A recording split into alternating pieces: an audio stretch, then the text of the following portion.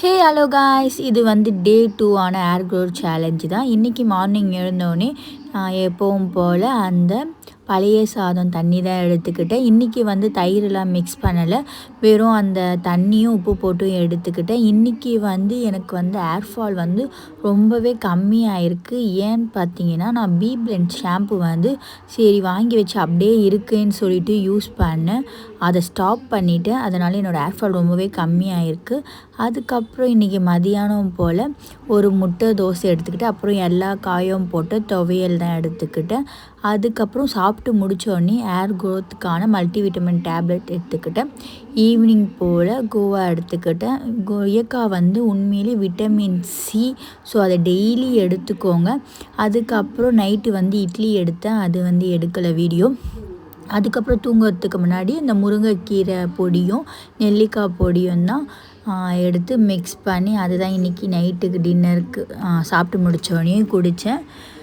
இதுவும் நம்ம ஏர் க்ரோத்துக்கு ரொம்பவே நல்லது. வெறும் முருங்கைக்கீரை மட்டும் சாப்பிடக்கூடாது, ஏன்னா அதில் அயன் இருக்கிறதுனால அயன் கூட விட்டமின் சி வேணும். ஸோ நெல்லிக்காயில் விட்டமின் சி இருக்கிறதுனால ரெண்டுமே கம்பைன் பண்ணி மிக்ஸ் பண்ணி தான் நம்ம வந்து குடிக்கணும். இது டெய்லியும் எப்பவும் டெய்லி எடுத்துக்கோங்க. இன்றைக்கி வந்து அந்த சீட்ஸ் பவுடர் வந்து எடுக்கலை, ஏன்னா இது எடுத்ததுனால இதுவே கொஞ்சம் ஃபில்லிங்காக இருந்ததுனால இன்றைக்கி அந்த சீட்ஸ் பவுடர் எடுக்கலை. பட் கம்பல்சரி சீட்ஸ் பவுடர் வந்து டெய்லி எடுக்கணும். நான் இன்றைக்கி ஸ்கிப் பண்ணிவிட்டேன், இனிமேல் ஸ்கிப் பண்ண மாட்டேன். அதுக்கப்புறம் நெக்ஸ்ட்டு என்னென்னா, இன்றைக்கி வந்து ஏர் க்ரோத்துக்கு நைட்டே வந்து சீரம் வந்து தயாரிச்சுக்கிட்டேன். ஹேர்க்கு வந்து டெய்லி இந்த சீரம் வந்து யூஸ் பண்ணணும். நம்ம நெக்ஸ்ட்டு ஏர் வாஷ் பண்ணுற வரைக்கும் இந்த சீரம் தான் டெய்லி அப்ளை பண்ணிகிட்டே இருக்கணும். அதுவே வந்து உங்களுக்கு காஞ்சிடும், ஒன்றுமே உங்களுக்கு ஆயில் வச்ச போலாம் இருக்காது, ரொம்பவே ஏர்க்கு நல்லது. இதில் என்னென்னா ரோஸ்மேரி, அதுக்கப்புறம் கருஞ்சீரகம், பட்டை, லவங்கம், வெந்தயம் இதெல்லாம் போட்டு நல்லா கொதிக்க வைக்கணும் சிம்மில் வச்சுட்டு. அதுக்கப்புறம் நீங்கள் மூடி போட்டு கொதிக்க வைங்க, அப்போது தான் வந்து அதோடைய எசன்ஸ்லாம் உள்ளேயே இருக்கும்.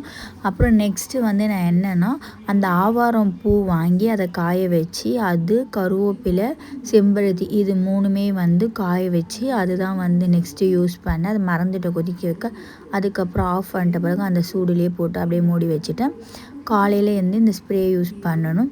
அதுக்கப்புறம் எப்போவுமே வந்து தூங்க போகிறதுக்கு முன்னாடி ஏர் வந்து நல்லா கோம் பண்ணிவிட்டு தான் தூங்கணுமே.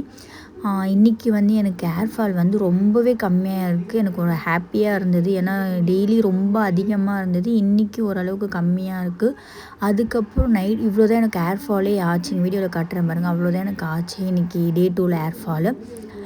அதுக்கப்புறம் வந்து அந்த ஜூஸ் வந்து முருங்கைக்கீரை ஜூஸ் வந்து சூடாக இருந்ததுனால அதுக்கப்புறம் தான் அது நல்லா ஊற வச்சுட்டு அதுக்கப்புறம் தான் குடித்தேனே. அதோடய ஃப்ளேவர் வந்து ரொம்ப கொமட்டுற போல் இருக்கும். என்னோடய ரியாக்ஷன் பார்த்தாலே தெரியும். என்ன பண்ணுறது, ஏர் ஃபால் கம்மியாக ஏர் க்ரோத் ஆகணும்னா குடிச்சு தானே ஆகணும். சரி, அதனால் இப்படியே குடிச்சிட்டு அதுக்கப்புறம் நீங்கள் டெய்லி என்ன பண்ணணுன்னா, கம்பல்சரி இன்றைக்கி ஒரு நாள் ஆட் பண்ணுறேன், பட் டெய்லி ஆட் பண்ண மாட்டேன்.